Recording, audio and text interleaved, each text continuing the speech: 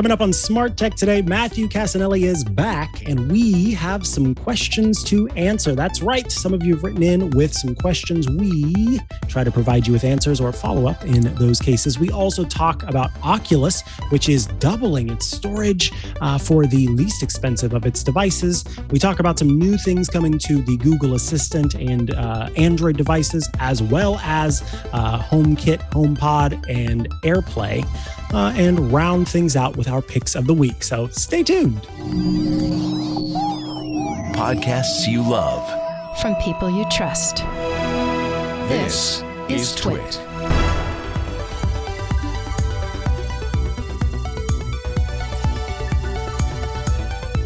Welcome to Smart Tech Today, where we explain the exciting, dynamic, and sometimes confusing subject that is the Internet of Things. I am one of your hosts, Micah Sargent. And I am your other host, Matthew Casanelli. Hello, Micah. How's it going? It's going well. Come back to the show, Matthew. Yes, it's good to be back. It's always nice to have a little break. And I got to. Do you feel rejuvenated? Family. Yeah, definitely. I finished a book and read another book and did a whole bunch of nothing. I don't look like it, but I got pretty tan, which was also kind of. I wasn't like when I was in the shower afterwards, I could feel how soft my skin was. And then where it wasn't as soft where I tanned. And I was like, wow, my skin literally was just burning. So like, maybe I'll be a little more careful about that in the future. Oh, you know, what's funny is that at the end of the show, we've got a little bit of a Dr. Micah segment based on my pick of the week. And it's all about sun and what it does to your skin and other body parts, and why it's important to be mindful and protective of those. So that'll be an interesting conversation to have. I got to use my sunscreen shortcut, which I designed to, it's like, it basically asks you how long you're going to be outside and then calculates I think I need to change it to 80 minutes instead of 90 minutes, but sets alarms just automatically from there. That's so smart. That like your phone just goes off. Yeah, exactly. Because it was a little too easy to, like you do well and then like 1 hour you forget, and that's when it gets worse. So cool. Yeah, I'll put it in the show notes to share with people too. So that would be good. I think that could be very beneficial for a lot of people. All right. Well, we are here to talk about the news starting out, and this first story might have some of you who own Oculus Quests feel a little brokenhearted, maybe. But in the same vein of, hey, even though I didn't get it, I'm glad that someone is. Oculus Quest 2 VR headsets, which have been not on sale for a little while because of a voluntary recall due to some folks having skin reactions to the foam insert for the headset. Facebook had paused selling them. Now that they're going back on sale, Facebook is going to be selling the 128 gigabyte model for the same price as the previous 64 gigabyte model. And that starts on August 24th. So if you've held out until now on buying an Oculus headset, well, frankly, you have to continue to wait because they haven't opened them back up for sales yet. But now you can get them, get a little bit more storage than you would have, and you get to pay that smaller price, which is nice. So I may have said, did I say 256? No, I said 128. Okay, good. I wanted to make sure that I was accurate on that price point. So yes, used to be 64 gigabytes. Now you can get 128 gigabytes for that same $299. So I apologize to anyone who got that 64 gigabyte one right before Facebook shut down sales with the recall, because now double the storage for the same price. Oh, yeah. This is interesting just because I feel like, I don't know, they basically got rid of the 64 gigabyte version, which I think is just a good idea. I think it's one of those things that, to me, it sounds like, oh, we'll make two models so that we can charge more for the more expensive one, and people will, like, it'll upsell them as well. But I think 64 is kind of like, the phrase I thought was just, you're going to have a bad time, because if you only have that much, that's like a couple of games or maybe a handful, but then like one big game, and suddenly you're out of storage. And re-downloading gigabytes and gigabytes of games just to switch them around is not a good experience. So I think it's good that they are bumping everybody up to 128, and it is cheaper. So I paid for the more expensive one, and I guess I don't know. I feel like I'd rather have everybody enjoy it more than you get the headset and then don't end up using it because you run out of space. Yeah, I think I bought the more expensive one too. I don't recall how much storage mine has, but especially with games updating with new features and new levels, to suddenly be running into storage cap and going, well, I guess I'll just have to wait and add this later. This is nice that that there's going to be more storage space for folks, as I think they probably clearly saw that smaller amount of storage, just as you said, was not a great experience for people. So good.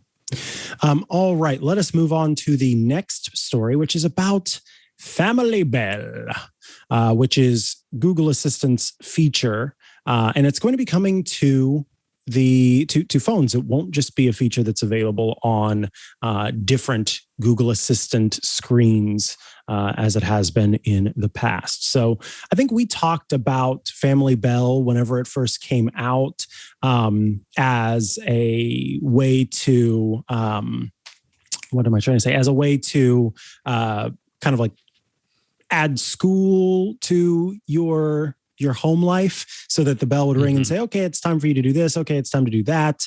I think that, if you're using Family Bell with your family, it would be nice to make sure that everybody's devices kind of play along with this scheduling system. Yeah, exactly. It makes a lot of sense. It's especially just, it maybe seemed like we wouldn't be at home as much, so these features would have been more useful last year. I mean, and this has been around for the last year, so maybe if you hadn't tried this yet, you can set it up now. And they have a whole checklist system too. So like the example that they have on the article is just like, get dressed, make your bed, brush your teeth, pack your backpack before you end up going. So I like the just simple interactivity. And I'm definitely doing a basic kind of like context switching stuff with shortcuts or with the focus modes in iOS 15. And this kind of feature alongside of it of just like the basic routines is kind of a thing that I do every day. So having it integrated and shared throughout the family makes a lot of sense. I was even just visiting my nephew, and I could see he never wants to brush his teeth. And so like just having this sort of system guide you through it, it sounds better than having to bug the kid over and over again or something like that. I mean, I don't know. I'm not trying to characterize it that way, but just it's an interesting alternative. And the article also talks about how like even on the smart displays now, they have an interactive periodic table of elements, which is pretty cool. So I feel like you could actually like search for something and click around on the screen through the periodic table. I love this. Yeah. Because the other day I was waiting for my car to be smog tested, and I was doing a crossword. And by golly, I haven't looked at the periodic table of elements in ages. And so I was having a lot of trouble trying to determine the answer to one of the clues, which was like next to, I think it was, I don't know, I don't remember what it was, but next to blank on the periodic table. Yeah.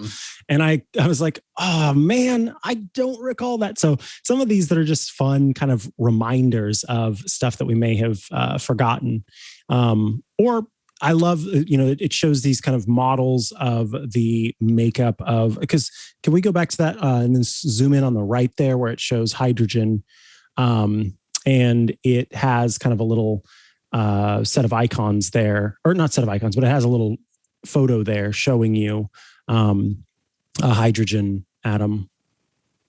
Yeah, that's cool. That was another just good.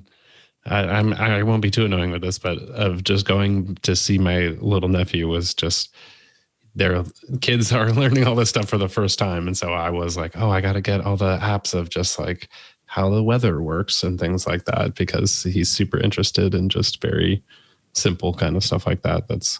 There's just great visual representations on technology like this. So I thought this was cool too. Ever on topic in our fire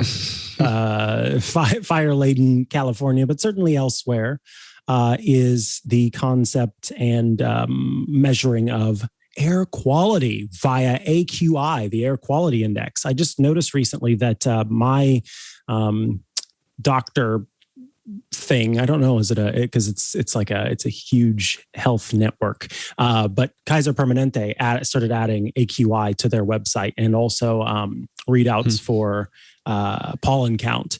And it seems like it's very hip to have an AQI readout somewhere. And so I'm not surprised that Google has added it to the Nest Hub in the United States specifically, because this information is important.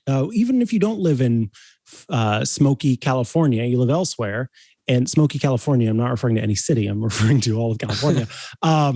This is a good thing to know, so that you can just be aware of your surroundings and what could be impacting your environment. So this is good. Yeah, it's interesting.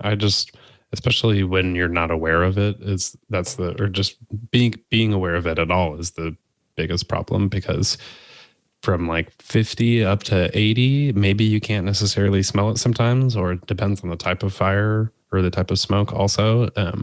So just walking into my kitchen and seeing the air quality on our little Nest Hub in the screen sounds like pretty much the best way to figure it out. It's like, oh shoot, we should close the windows up or something like that. I also discovered I was looking this weekend at air quality, because it was like, I thought it was kind of smoky where we were. And the new weather app in iOS 15 has an amazing air quality view that it basically does like a temperature map. This is, if on screen right now, I'm holding it up to the West Coast, and you can pretty much see the origin points of where fires begin and the smoke blowing north and stuff like that. So it's actually like super detailed and worth checking out too, once you get onto the beta, or once the betas become the public release. So I was pretty impressed. It was like, you can see pretty much exactly where the fire started, and then it's like, the wind's blowing it all this way. So lovely. Good ambient information all around is always helpful. Mm-hmm. And then Google Tasks has redesigned, so you can have some tabs to switch between different lists. So if you use Google Tasks, which is a popular task manager, given its what's the word I'm looking for? Its integration with lots of different services, and for a lot of people who use Gmail, for example, you will be able to switch between these different tasks very easily, depending on what you are doing. The example here shows Jessica's tasks, research, one-on-ones, marketing, etc. So you can quickly find the ones that you're looking for and make sure you are filling out your tasks and completing them. Yeah, you mentioned wanting to try this. Yeah, exactly. I'm curious, first of all, just how many of our listeners use Google Tasks. So send us feedback if you are, because it does seem like one of the best ways, if you are using a smart hub and things like that around the house, just to be able to add your tasks. And I do the same thing with reminders all the time. So I am just curious how many people use it. I set it up, and apparently I haven't used it since college, because I have reminders for like homework that I need to get done. And then my band that I was in, so like a flyer for a pub that we were playing at. So I thought that was just entertaining to me. But yeah, let us know if you use this. And then I think we might have mentioned a little bit about this, but Google Maps got an update. It's especially helpful right now. Make sure that you don't have to hop on crowded transit. So it kind of helps you figure out whether the transit system you're using is going to be super crowded, or if it will be mostly, if there'll be few people on the train or the subway or whatever it is that you're taking. Yeah, and it looks like they're doing over 200 new cities or 100 new cities. So it does seem like a useful tool across the world if you are planning on taking transit and staying masked up and everything. All right. Up next, we've got some conversation about HomePod, some HomeKit hot takes, and even more. All right. Let us start with this conversation about HomePod, which is not surprising to me. HomePod market share in the US specifically is still lagging in comparison to Amazon and Google. Now, of course, we have to go, okay, there are some sort of first look reasons why this might be the case, given that Apple came on the scene with an affordable option for the home much later than Amazon and Google, who have been on the scene for quite a while and offer more cost-effective or offered more cost-effective models early on. So for some folks, they may have already integrated with Amazon's voice assistant, or may have already integrated with the Google Assistant, and therefore they do not need to purchase a new smart speaker. And for others, they may not be after that smart speaker life in the first place. So I guess all of this is to say, I'm not surprised that HomePod Mini is not as popular as Amazon and Google's smart speaker sales, because it's just, they came later, and there's still a narrative surrounding Siri in particular that it doesn't offer some of the same functionality that one would want from their virtual assistant. You basically took the words out of my mouth there. That's what I was going to say. As much as the HomePod Mini itself is a really solid speaker for the price, it definitely hasn't made a huge leap with Siri in terms of quality. I also think, I feel like the HomePod Mini is something that I like. I still have a weird opinion about, where I just don't personally love it. Like, I really do like it, but it's not something that I'm like, oh man, you need to get one, because I do feel like the audio is just like a little quiet, especially compared to the HomePod, which was like, oh my goodness, this is so good. Like, I still love it. So I feel like that's just kind of an interesting part too, is the HomePod Mini is really nice, but it's like a weird orphan child now that's kind of out there that Apple doesn't, it's kind of just like what's going on there. But it does seem at least that Apple's been growing a little bit. So it's interesting. Yes. I'm curious how much people's experience with Siri is just involved with their devices or not, because I do know that people use Siri a good amount, but just in terms of smart home stuff, I'm not sure. I used it probably more with my watch and then a ton with the HomePod. But if you don't have that, or if you don't have the smart home stuff set up, what do you do? So this is kind of also tied into, like, curious how many people are using Google Tasks or Amazon reminders. I'm not sure, and I don't want to spell out her name, so I'm just going to say that. Oh, I will continue to spell out ALEXA, but yeah. Sorry, pal. No, I'm just being lazy. Oh, okay. So anyway, next one is a little bit about HomeKit, which this is an interesting take from iMore about how traditional security systems that cost a bunch of money and are hard to cancel are arguably better than the replacements that you get from something like a HomeKit security system built with different items that you bring together.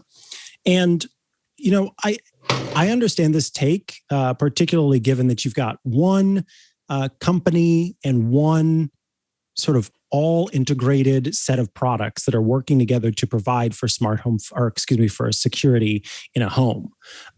So of course, a company that is singularly focused on being a security system is going to do a better job. But I think we have to consider, it's like you almost have to turn it into a formula and do the math on it to determine sort of objective values for subjective considerations, like how much the rigmarole involved with a sort of pay-as-you-go security system is, and then the objective considerations of cost, and all of those things need to come together to calculate whether a HomeKit system can be a good replacement for a traditional security system. And certainly if you I don't know, solve for Y and add 2, and you've determined that you're a person who's after kind of like set it and forget it, and you don't want to deal with all of it, then yeah, it is a better idea to go and purchase, what is that called? Not ADT security system for your home, because it's easier and it's, it's less hassle. But there's a whole bunch that comes along with that you were buying into. And so there's reasonable argument here that, the HomeKit security system doesn't hold up to a company that is singularly focused on providing this. And that makes sense. Even still, I think that you can create a security system that works well for you. Even without that. It's kind of, that's a very specific goal, is replacing a traditional security system that has a set of expectations. But if you've never had something like that, or it also seems pretty dependent on the type of home that you have too. So you can still get a lot of security benefit out of the HomeKit thing without somebody. You can't just call up Apple support and be like, help me or something. So that can be another benefit. The article is they interview Shane Watley, who's I don't know actually how to say his last name, but he's a YouTuber who does ton of HomeKit videos and things like that. I have a article in there about a video that he did in the show notes about different ways to do smart blinds without actually buying the smart blinds and things like that it's a system that you hook up to the wires. So he's got a lot of really amazing videos. So check those out. Cool. And then, so Spotify had mentioned that the app was going to be the service was going to be working on adding AirPlay 2 support over time, but they have said that it's going to be a little bit longer than what they expected. So AirPlay 2 offers some new functionality that you don't get with traditional AirPlay, that lets you play across multiple AirPlay 2 enabled speakers or other audio output devices in your home. So there's a lot of fun that comes along with that. However, despite that, I think that there's a strong consideration with this whole thing. And so I'm kind of being vague here, but essentially all of the music streaming services, they make their money by offering libraries of music that are not their libraries of music. They make deals with, that are not their property, obviously. It's not Spotify as a company that has all these artists that are making music. They make deals with recording industries and individuals, indie companies, all that kind of stuff, to offer music in a catalog. And in order to do that, they have to prove to the companies that it is difficult for a person, or reasonably difficult for a person, to take the music that's available on these platforms and make it their own, that they get to keep and hold on to forever, should they cancel their Spotify subscription. Meaning that they need to make sure that they need to prove that the music is continuing to be paid for, and that it is not something where someone comes along and steals the music and is able to then upload it online and let everybody just get it for free. So it's all this complicated thing of making sure that they're holding to the deals that they've put in place. And it's why there are only integrations with Spotify in certain apps and not others, because they have to hold up their end of the contract with recording companies. All of that's to say that download rights management is an incredibly complicated issue to have to solve for. And of course, you've got folks out there who would go, there shouldn't be DRM in the first place. That's not practical, especially when it comes to something like streaming music. So they have to figure out how to work out something like AirPlay 2 while also maintaining DRM, which is a very involved process. And so arguing that you just flip a switch and wave your magic wand and it's suddenly ready to be AirPlay 2 is, I feel, disingenuous and inaccurate to the state of things. And I say this as a person who is subscribed to both Spotify and Apple Music and who mostly uses Apple Music for AirPlay 2. Of course, Apple, who's been, can make AirPlay 2 work for itself and has that ability to do that very easily and figure out the DRM thing.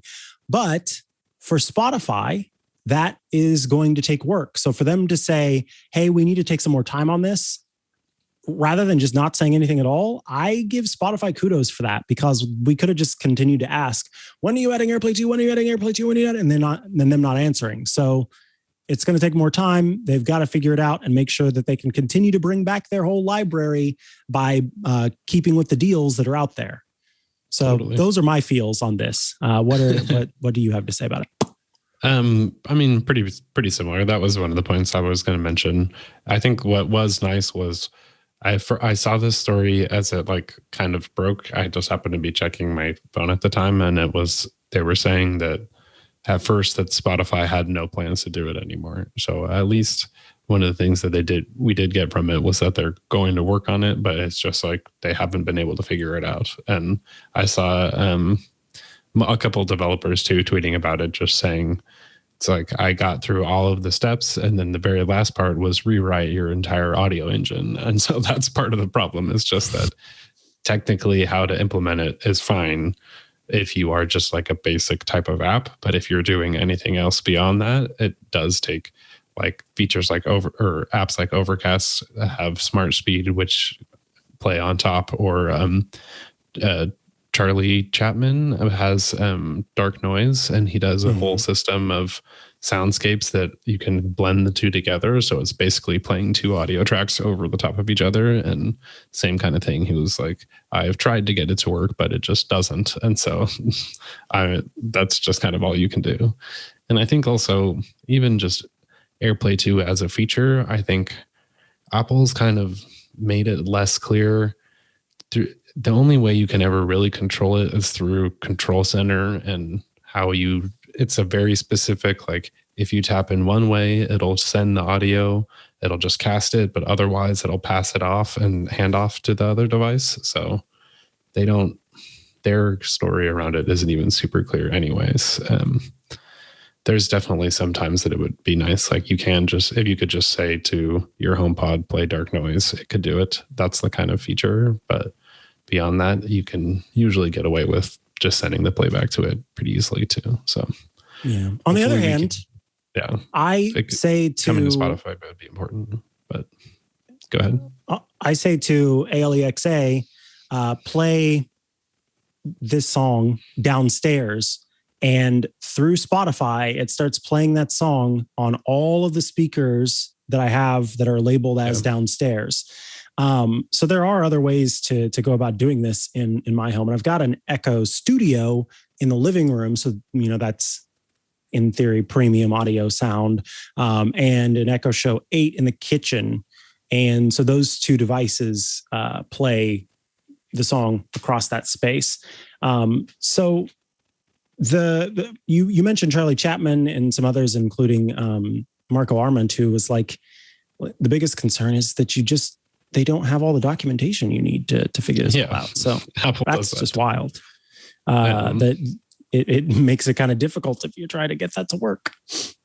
Yeah. And I mean, this even just goes back to the story 2 articles ago about the HomePod market share. Is just that you can do all this stuff on the other devices, and you have been able to for years. And the integration that Apple brings for its own products is really good, but when it's in the App Store and that ecosystem isn't necessarily as tight and can hold them back like this, because they have the baggage of just needing to support it on an app level, not just on an API level, like you said with Spotify.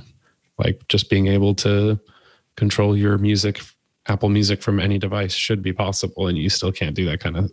You can do a whole complicated chain of But I think you can cast from your phone to your HomePod and then like on your iPad switch to that source and somehow still control it from your watch. It's like you can do all of that, but you also need to set it up and understand that in the first place versus something like Spotify just works on top. So maybe I should use that more. Right. Sorry, 1 second here. All right, let's move on to the next story, which is about the Lightwave Smart Series light switch. iMore argues this is the best HomeKit solution for UK users who are looking for a light switch, an in-wall light switch, but arguably not excellent, not perfect, not everything you would want. I think it's kind of a cool look. But some issues, including the setup process involving kind of being unreliable and difficult to figure out. As far as it looks, though, it's a really pretty design. Yeah, I thought this was just a interesting product in itself. That they've got like color control right there on the front, and then just for people, I don't know. I'm curious how many listeners are in the UK. We got just Rosemary being on the last couple episodes. I'm curious if people are looking for something like this. So check out the article in the show notes. All right. And this next one is about Meros's desk lamp, which we've talked before about the desk lamp offerings that they had. This one is a slimmer one that has touch controls. Yep. I still think Meross is crushing it, and I think I might pull the trigger on one of these soon. They've got the whole tall one that you can get on the floor lamp too, and all of the HomeKit stuff is. The last one was it's kind of looked like a big chunky L that had a wide flat base, and so this new one is just kind of a pole. It almost is identical in every other way, but this looks a little bit nicer in my opinion. So the last one a little more functional.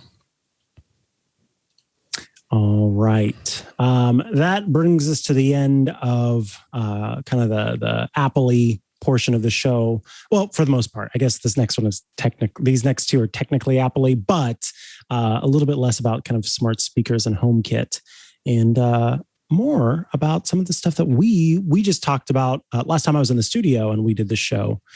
We talked about the MagSafe battery pack. Max Sparky, aka David Sparks, has a review of the MagSafe battery pack. I have to quickly admit that I completely forgot I had this, and so because I put it, I was like, I'm going to put it in a purposeful location in my bag, and that pocket will be the place where it's the MagSafe battery pack pocket, so I can always pull it out if I need it and top up on a charge. And I have not used it once since I got it because I completely forgot that I had it, except every time when I open my bag and go, oh right, that's the MagSafe battery pack pocket, which goes to show you that I have not been a lot of places, so not really any need to juice up my phone. But secondly, it also means that I have not really had a chance to put this thing through its paces. But yeah. Max Sparky did have some things to say about the MagSafe battery pack. I think that his big points, and I'll just say from my experience, I was just on a whole week vacation, and so I used it the entire time. And one of the best parts is just the fact that it just attaches to the back and you don't need a second cable, because as long as you're charge it up at night or something like that and then slap it on whenever you need it, it is super convenient. It's interesting because so if you use the device, and especially if you are using a 12 Pro Max with the screen at full brightness and probably slightly low reception, it basically doesn't even charge it. It just keeps it at the current charge that you're at while you're using it. And I let it get down pretty low before I started trying to use it. So in my experience, I mean, it was interesting. It's just like a weird product overall because it's a little expensive, but it's not designed to, it's not a charger. It's a battery pack. And so it does kind of just save your device from dying if you are worried about that. And in a long day trip kind of situation that I was on, it did basically mean that I'm pretty sure my phone would have died otherwise because I was outside. Normally I'm near a charger or something and I can just charge it up if I need to, but otherwise it made it all through into the evening. And then I'd plug it in. Because it works as a MagSafe battery charger, when you plug it in, it basically charges at over 15 watts, whereas normally it's just going at 5 watts, which is like a pretty slow Qi charge. It does get pretty warm. Also, I'll admit it was sometimes in my pocket. I was like, oh, Jesus. But it recharged itself really quickly. And then the interesting part that I discovered was that it works really well overnight if you're playing something like dark noise or just sound effects. So I actually use the dark noise app to play white noise. It's a little confusing, but I played it on my phone all night long.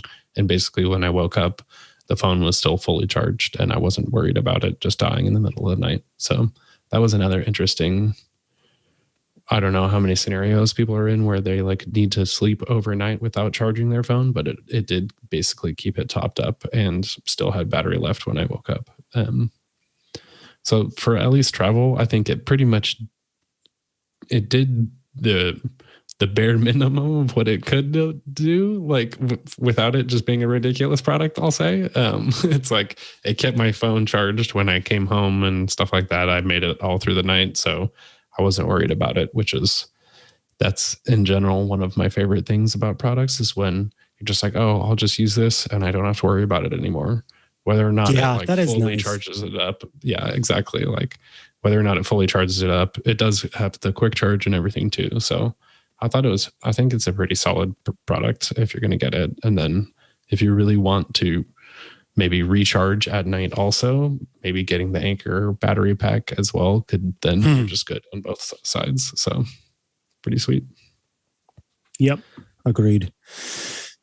I've gotten a number of emails from this company and I kind of wish now that I would have chatted them up because this is actually a pretty cool thing. I thought it was going to be kind of gimmicky, but Cnet has put together a piece called, Scott Stein of Cnet put together a piece called Vacationing with an Apple Watch Wrist Camera, Memory Insurance.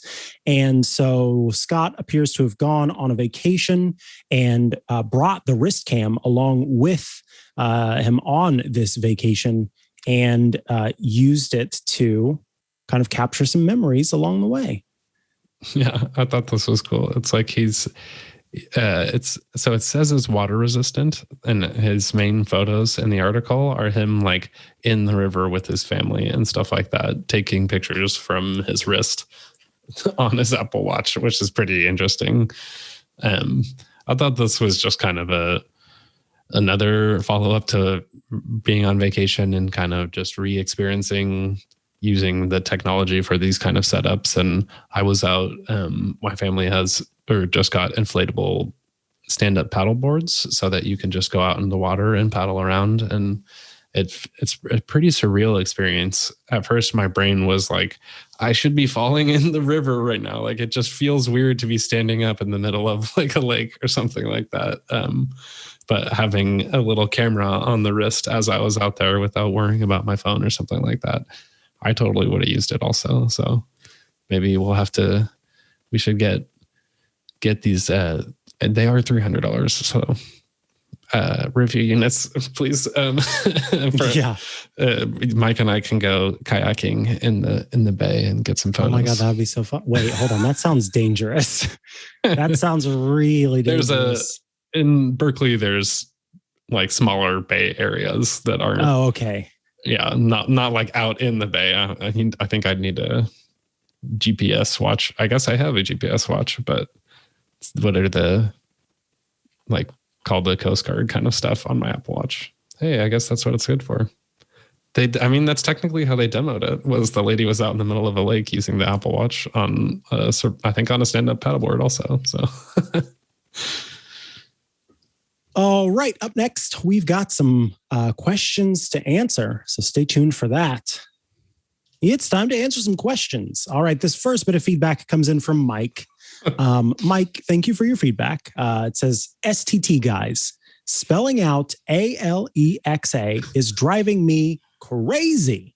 I was going to suggest using something like the A Lady, but while listening to the .NET Rocks podcast, I heard another option. They pronounced it Alexa. Alexa. It won't be recognized. Alexa. It won't be recognized as a trigger word and hopefully is close enough that listeners will catch on quickly. Think about it. ... Please. Mike, I hear you, but you're the first person that I've ever heard complain about my spelling out Alexa. And so, Mike, I got to tell you, as much as I hear you and I feel it, I'm going to continue spelling out Alexa because I just think, so for me, the rest of it sounds contrived and silly, and there's a level of unprofessionality to all of these different silly names that people come up with. Yeah. And when I spell it out, Alexa, people can quickly turn that into what the actual word is. And so the accuracy and the lack of wink, wink, nudge, nudge behavior is why I continue to spell out Alexa. So hopefully with an explanation of why, you will be able to sort of get past what might be a nail grating experience for you. And if not, let me know. Just say Alexa in your head. Just say, reprogram your brain. But if we ever meet in person, I'll shake your hand and give you some twit stickers or something for putting up with Alexa. All right. I just want to say, go ahead. You're very good at it also, and I always stumble over it. I think you always get the ALE as one, and my brain is like ALEXA, and so I always it's like LMNOP. Yeah, that's exactly. But you're just Micah's got the whole professionalism down a little bit more than me. I'm just giggling the entire time. Alexa, it just sounds like, I don't know. I feel like I have to like say it snarky or something too when you say that. But Alexa, I it is funny. Wish we could just say it and like, just say the word. Yeah, even the same thing with Siri is, in theory, Apple solved this entire problem, and then the HomePod was like, by the way, that's now a problem again, and you can never fix it. So, because all those phones can determine that it's you who's saying it or not. But then the second it came out the HomePod. Oh my God, there is an Alexa, the Arizona Law Enforcement Canine Association. Mike, you got to donate to Alexa. You know what? No, never mind. I'm not going to make that promise. Never mind. Anyway, Alexa. Sorry, Mike. Yes. Well, we do it because we have to. Yes. And because it feels the most accurate, other than just saying the word. All right. This next one is really fun. And it's funny because I was just thinking about something like this the other day. Not this precisely, but the requirements it would take to make this happen. This is from Todd, who writes in, "Hello, friends. Micah, this is mainly a request for help from you. This would be a project that could be featured on STT after we got it to work. So we're going to keep that in mind, and maybe we'll come back to this and throw some more into it." Todd writes, "I am going to Disneyland with my family next month, and as I drooled over lightsabers from Galaxy's Edge, I had a thought. What if I could add a HomeKit controller and mount it to the wall? Can you imagine the movie night opportunities, especially if you had multiple lightsabers?" So imagine you tell your Apple TV, you tell your HomePod, play Star Wars, and it pops up Star Wars, and then two lightsabers light up on either side of your television. I thought that you were the perfect person to ask for help. Help me, Micah Sargent. You're my only hope. Todd, thank you for writing in with this. So I was considering something like this for a different project. I have two dogs, and they are very intent on letting me know when someone rings the doorbell, as if I do not hear the doorbell, or the garage door is opening, as if I do not hear the garage door. So they tell me in their unique language, which is high-pitched barking. And given the fact that I have neighbors on either side of me, that can be troublesome. So the way that you handle that, there are different ways that you can handle that. The way that I have been able to handle it and what's worked is the use of a high frequency sound that distracts them from the barking that is taking place. And over time, through the concept of, I think it's called negative reinforcement. There's positive reinforcement, negative reinforcement, positive, the opposite of reinforcement, and negative, the opposite of reinforcement, which I can't think of the 4, and there might even be 5. But anyway, one of those psychological concepts to help, it's Pavlov's dogs, essentially. And so over time, they start to learn that they should not bark just because the doorbell rings or the garage door happens. So that sound that causes them, that triggers them to bark, takes place. They bark. This device sends out a high frequency sound, and they get distracted by it. And then if they hear the sound again from the door or the garage or whatever, and they bark again, that sound happens. And then over time, they realize, and they stop barking when that happens. Over time, they realize just because I hear the bell ring or the garage door open does not mean I should bark. And these devices are powered by 9-volt batteries. So how it works right now is every afternoon, whenever I'm done doing my shows, or after my partner comes home, because that causes the garage door to open, so I want them to continue to learn that behavior, I will turn off the devices, because at that point you don't want, at night, if you're watching television or something like that, or you accidentally drop a pot or whatever, you don't want those sounds to trigger it, because if that happens, then they will start to be incorrectly taught that any of those behaviors are also reasons for them not to bark. And that's not the case. So right now I have to go and manually take the physical switch that's on it and go tick, tick, tick, and turn it off. What I would love to have happen is, because they're physical settings to dial it, because they're different intensities so that the dog can hear it. You put it on the lowest intensity and then you go up from there if you need to. And they're actually meant for hanging outdoors. It's like if you have like a neighbor dog that's too barky, or your own dog, you can hang them. And they look like it looks like a birdhouse. And so anyway, it's got physical setting on the front, which is the first thing that you need if you're going to make something. Well, it's the first thing that you need if you want to easily make something smart. So what I am looking at doing is, and I'm sure Burke is like salivating right now because this is totally in his wheelhouse, is essentially adding a simple circuit switch for power on and off to this device that will cut the 9-volt battery power or bring back the 9-volt battery power. And then taking that and connecting it to a HomeKit enabled device. So that is kind of where I am right now, and am kind of working through that process to figure out the best way to go about doing that, because then I'll just put it on an automation of every day at 6 p.m. or 7 p.m. or whatever, go ahead and turn those off, and then in the morning again, turn them back on.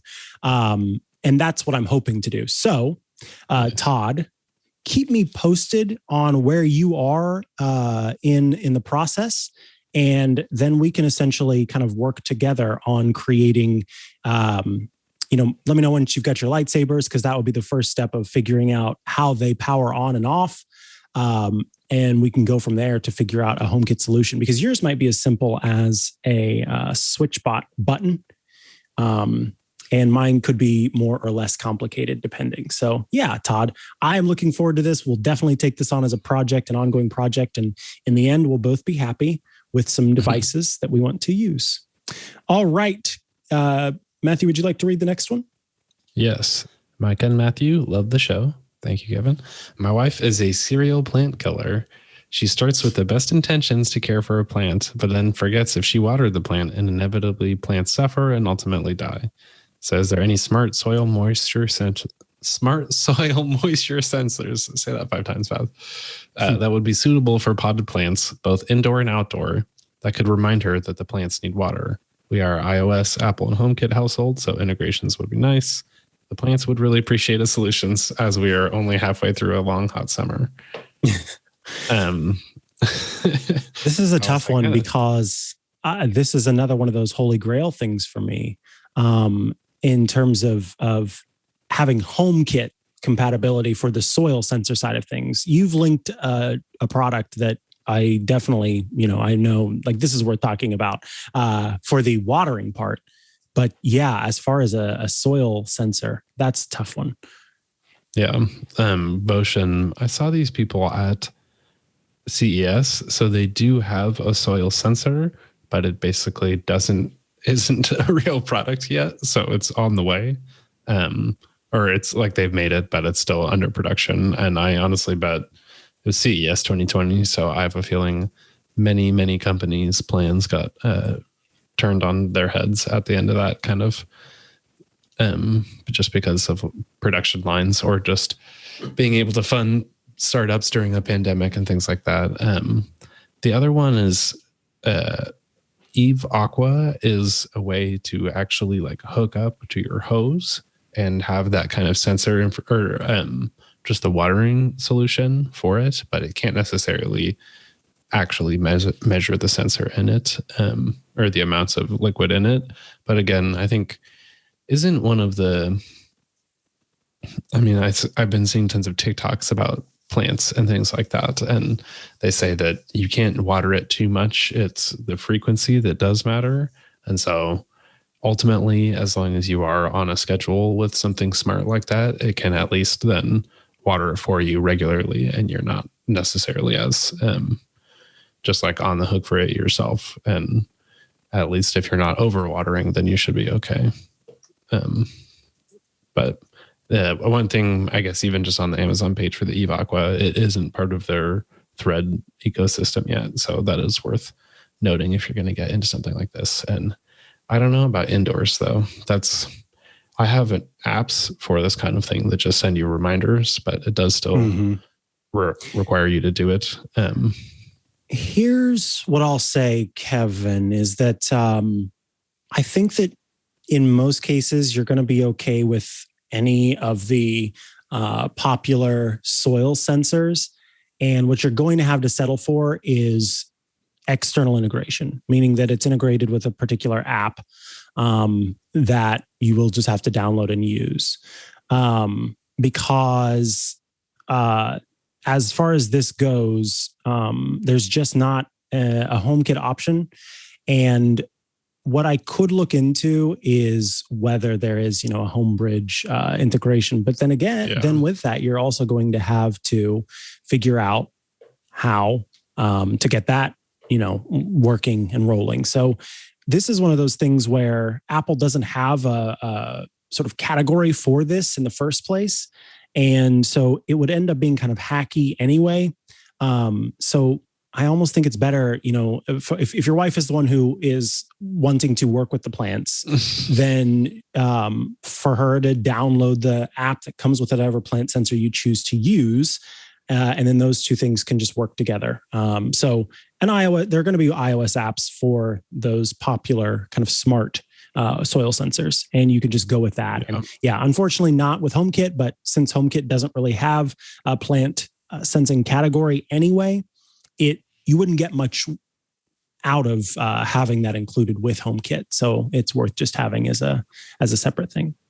Yeah, I use Planta for iOS, and that's pretty solid. You can just pick the type of plant, and it will set the schedule for you.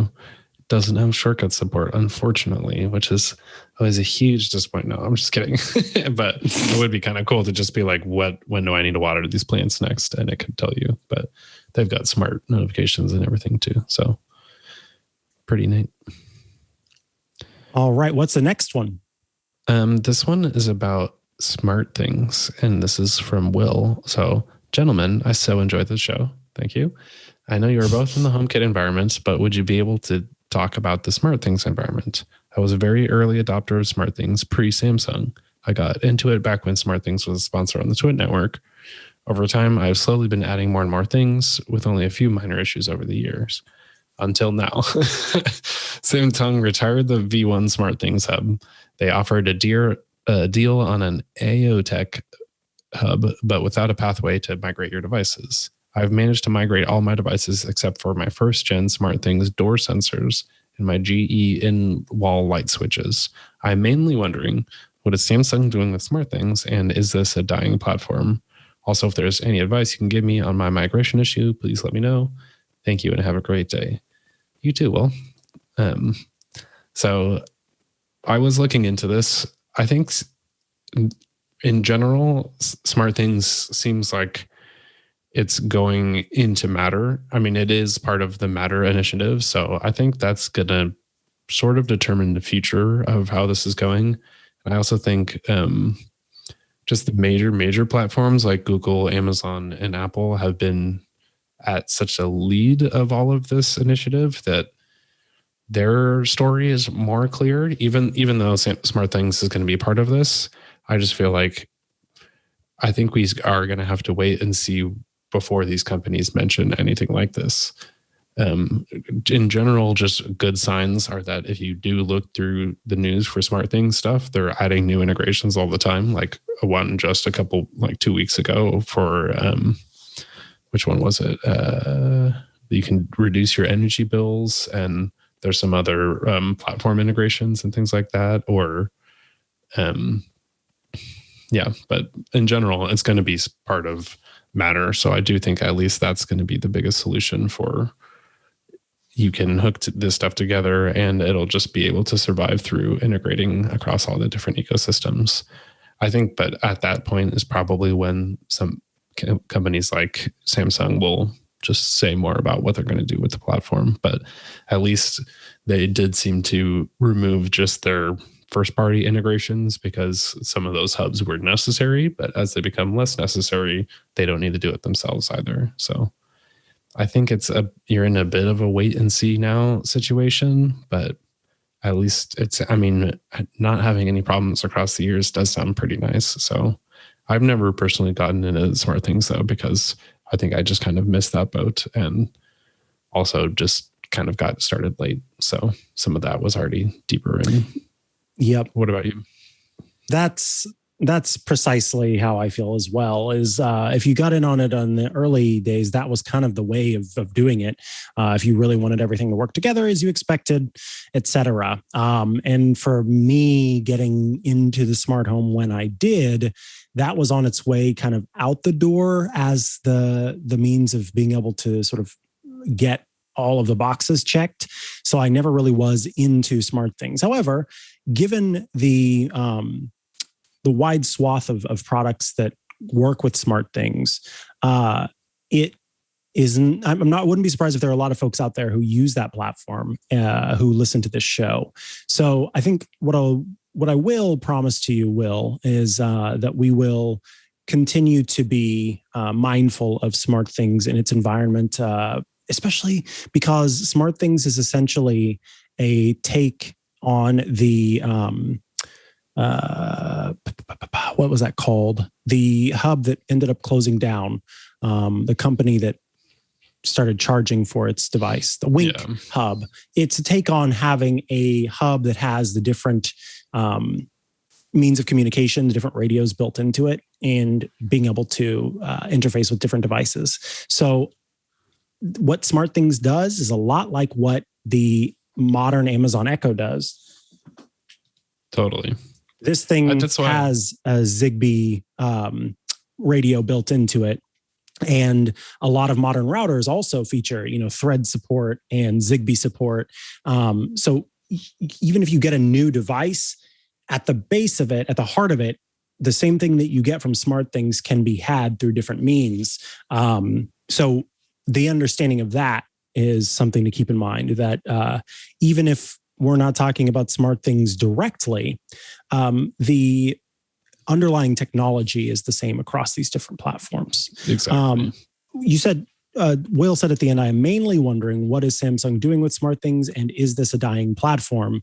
Will, I think that I don't think that it's a dying platform, because that would suggest that even if SmartThings came to an end, that the protocol would come to an end. But the underlying protocols are ones that are going forward and evolving. So Yeah.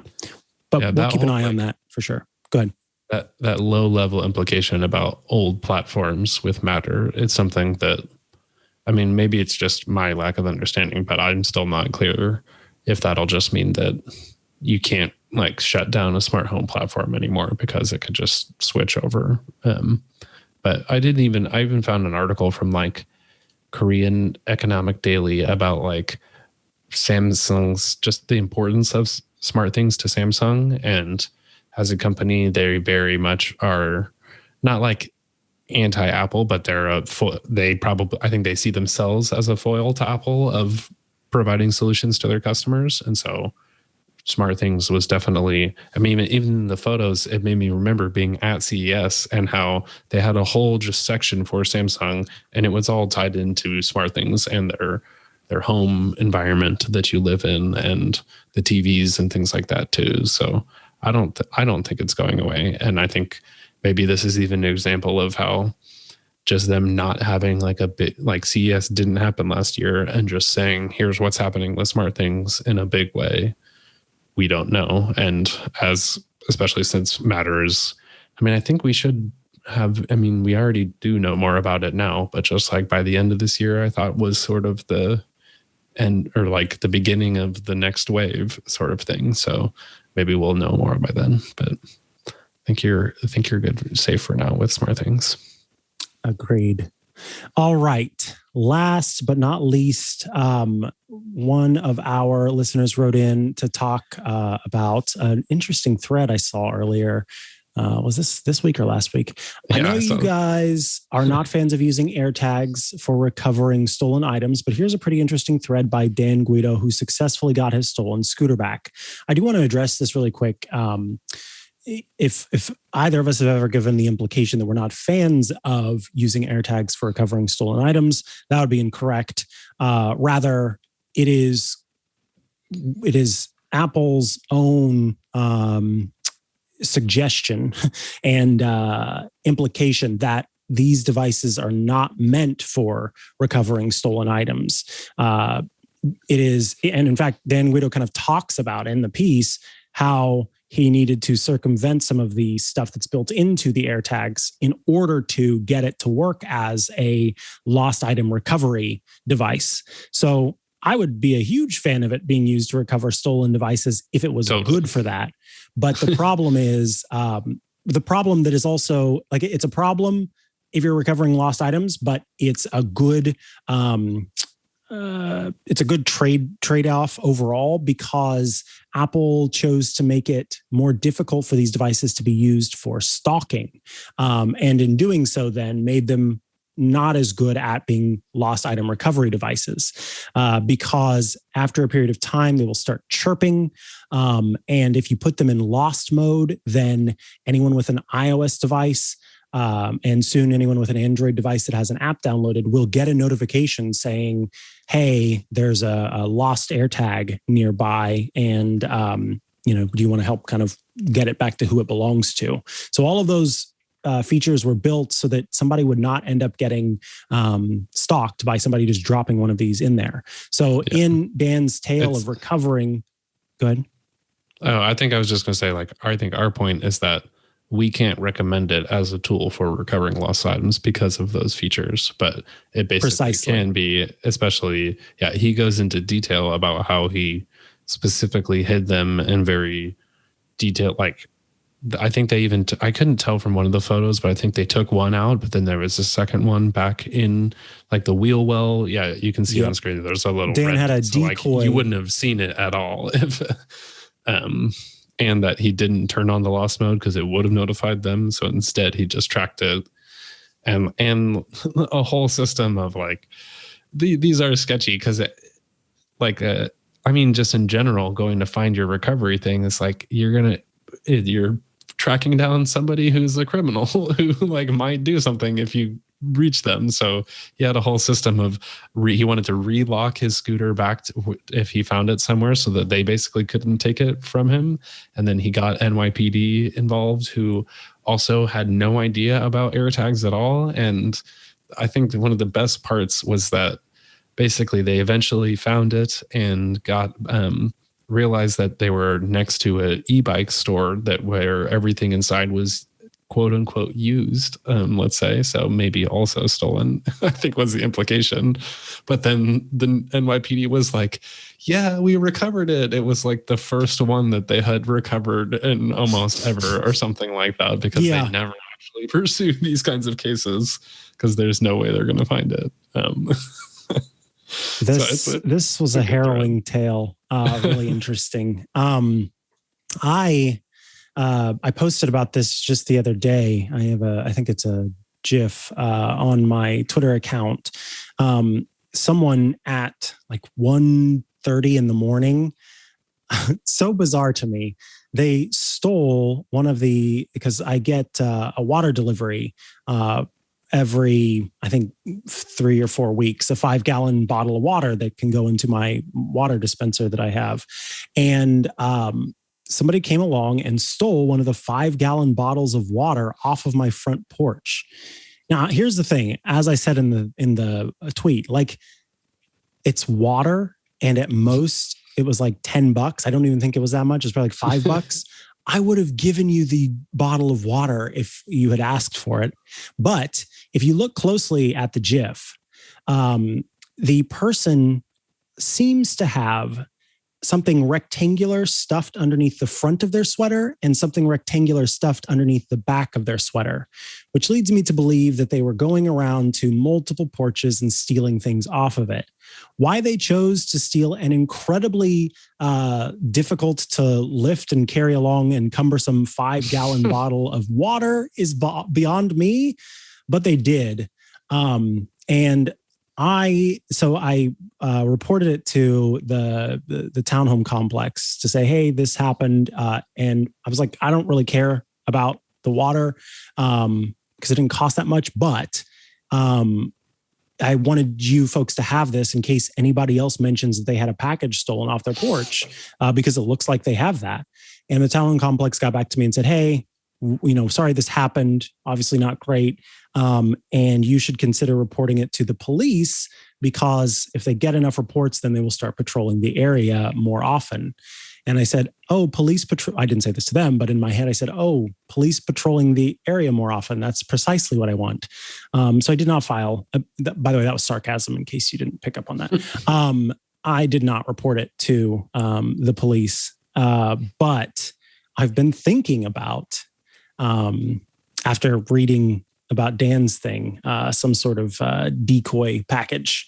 And I would not be using AirTags. I have another thought. I don't want to say it though, because I don't want to jinx it, but something that would be less obvious because it wouldn't do all of that sounding and all of that. So I might experiment around with that just to see if I could have another one of these stories kind of come out. But yeah, I don't know. It was just as I was talking with Bree Wu, friend of the network, kind of in tweets about it. And it really is the bummer of not feeling as safe and secure as you may have.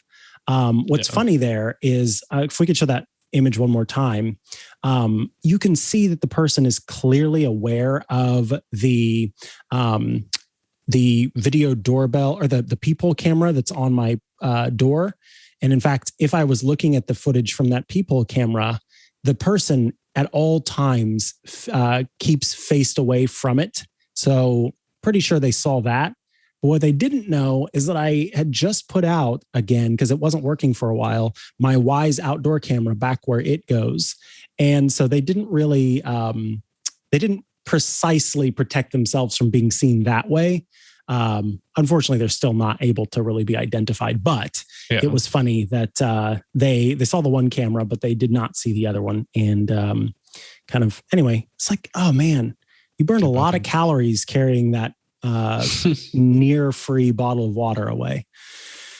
The AirTag thing does remind me, just real quick, that I had those also on this trip, and it was interesting, like seeing my AirTags like go through the airport, and then it's like it's no longer nearby. But it was kind of funny that the whole trip it was notifying me constantly that I was losing like contact when I was just at this random beach place, and then even the set that I have at home was beeping whenever my girlfriend went on a walk, because she would take them and walk around the neighborhood, because we have a shared set. So I think beyond all of the just like security mode systems that they could improve, especially for lost products, I think they need to add a sharing level to AirTags also. And especially with family sharing or something like that, seems like a pretty safe route compared to anything else. But I just noticed that was like, she was like, like I got home and she's like, thank God now the keys won't bug me anymore,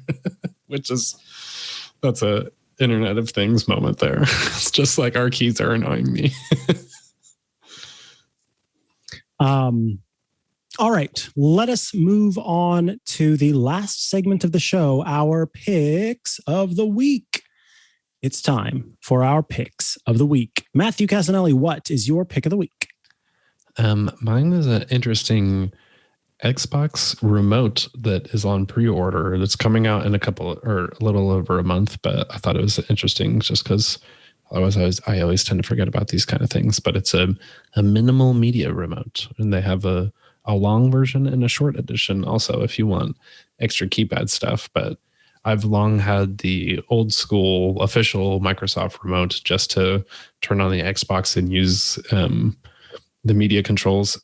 They had a whole thing before where they were trying to make Xbox about your TV and entertainment space, but most people kind of rejected that. And ever since then, Microsoft's been like, we swear to God, it's about games. Like every single thing, all of their marketing is just like, it's only about games, which I think is funny. But these are actually really nice products, especially just because you can turn it on and control it from afar. And the old ones all worked with infrared, and I don't even know if the new Xbox has that, but this is licensed through Microsoft, so it actually works to turn on your Xbox and control it all. It's got all the like X, Y, A, and B buttons as just little like navigation controls on it there too. So these are pretty sweet. Like I like using the Xbox for YouTube, especially if I have a remote, because then I can just sit back and put I have my monitor switch between my computer and the Xbox. So if I want to use my iPad, I can just put the YouTube up on the monitor and then use the Xbox remote. So I'll probably be picking this up, and it's like $20. I love when cool tech is not like $50. It's so curvy and yeah, cute, it's a chunky boy. It's a chunk moat for minimal media. Chunky moat. That's like you could open up a magazine called Ergonomics, and that would be the first image you would see. It's definitely an ergonomic. Such a contrast to the Xbox itself.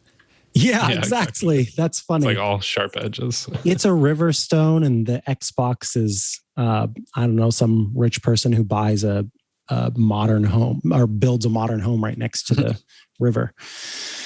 All right. My pick of the week is a series of picks. You've got AirTags. How about storing them? Maybe you go Apple's route and you get one of their keychains.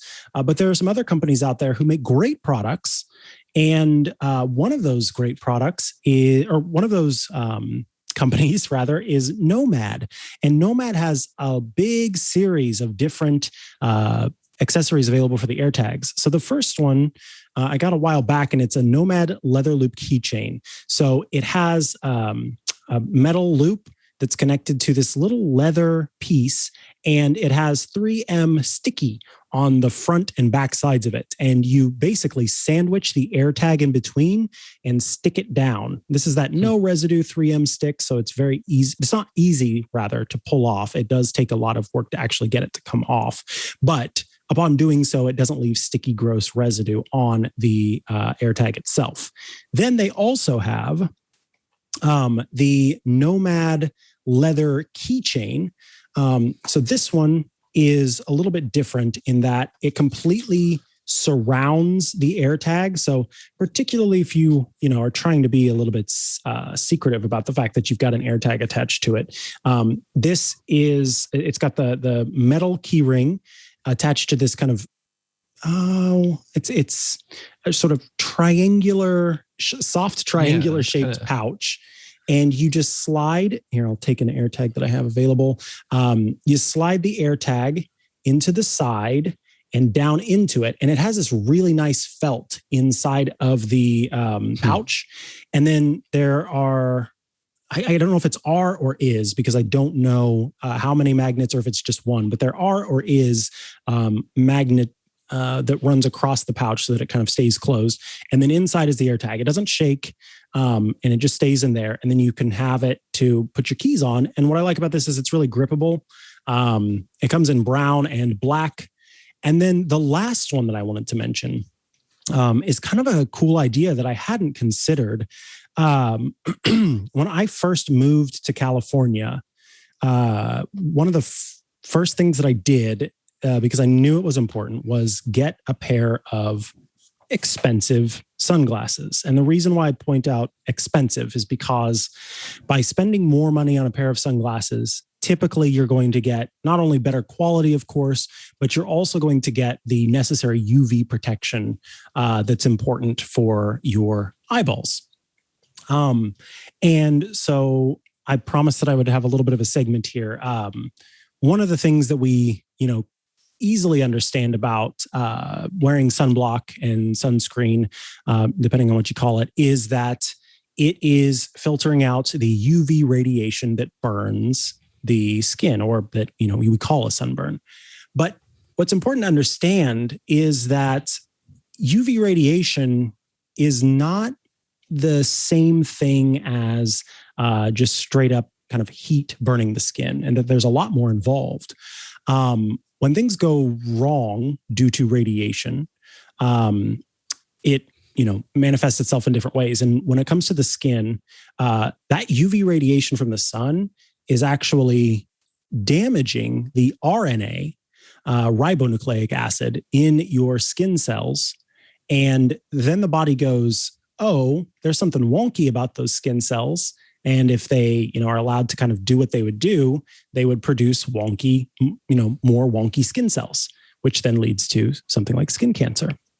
So along with your skin suffering the sort of radiative effects of the heat of the sun, the bigger thing is the reason why you're peeling and that the skin is falling away is because it's your body saying, we got to get those bad boys out of here because they're damaged.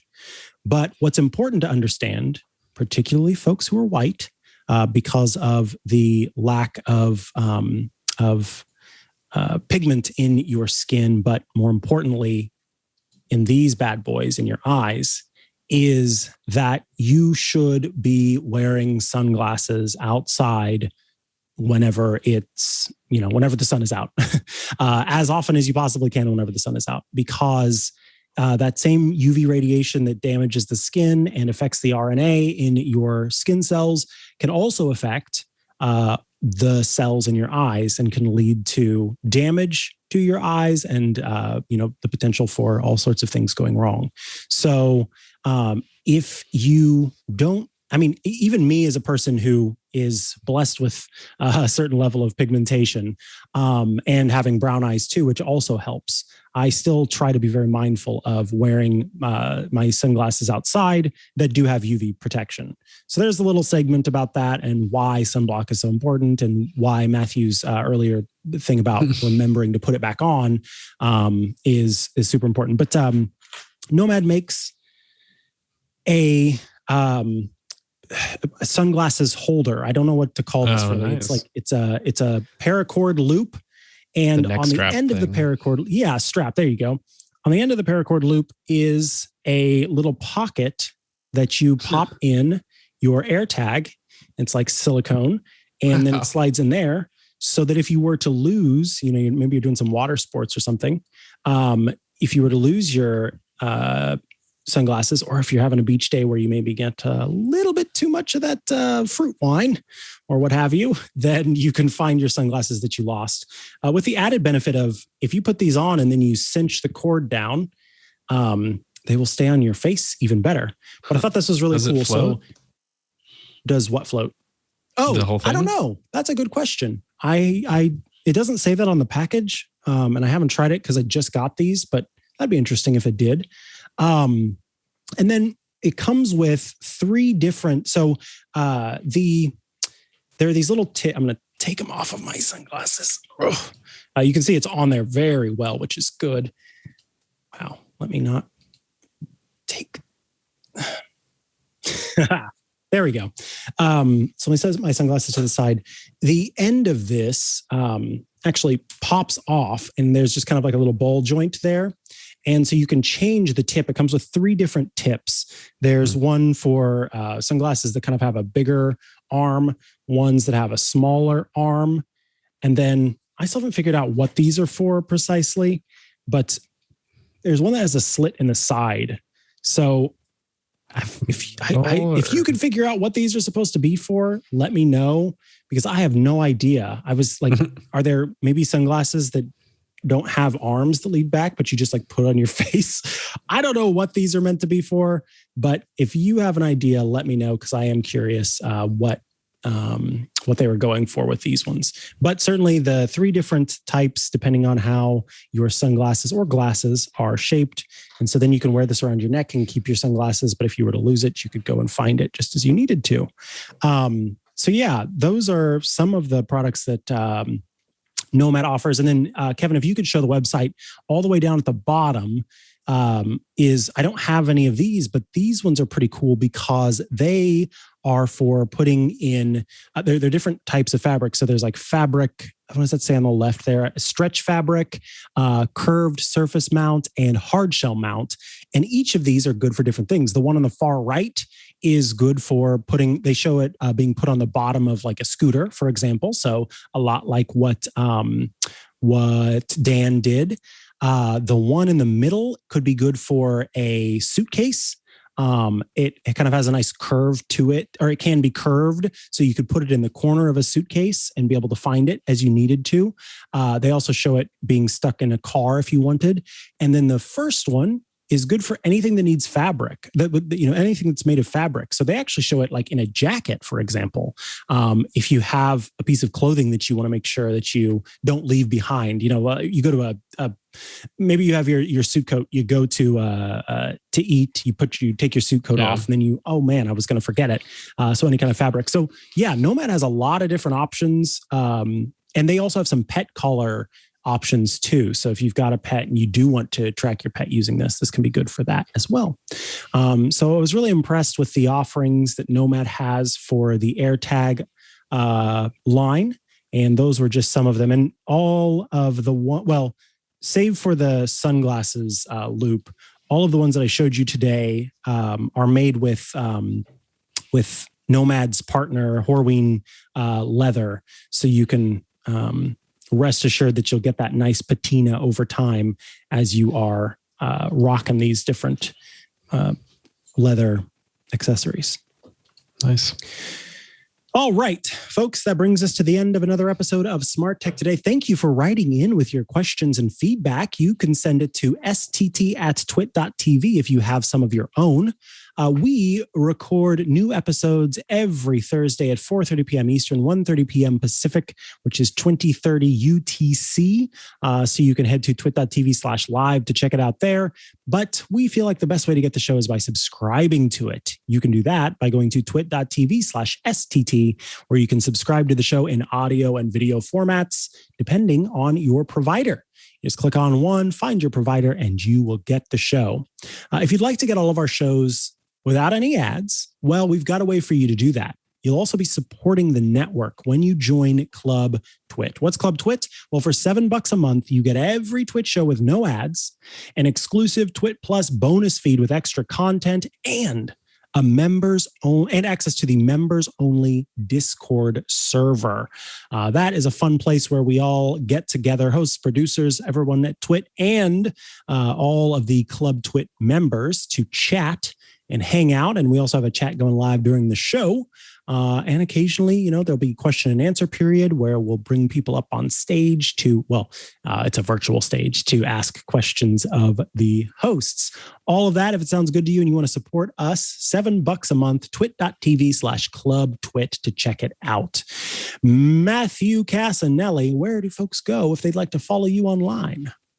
You can go to the newly redesigned MatthewCastanelli.com. But I'm actually in the process of completely redoing my whole shortcuts catalog, the library and actions. So there is actually a lot more to discover. And I think I'm going to upload something like 500 shortcuts in the next month. So look out for all that. I'm actually super excited about it and very proud of it. So please do go check it out and give me any feedback if you have any.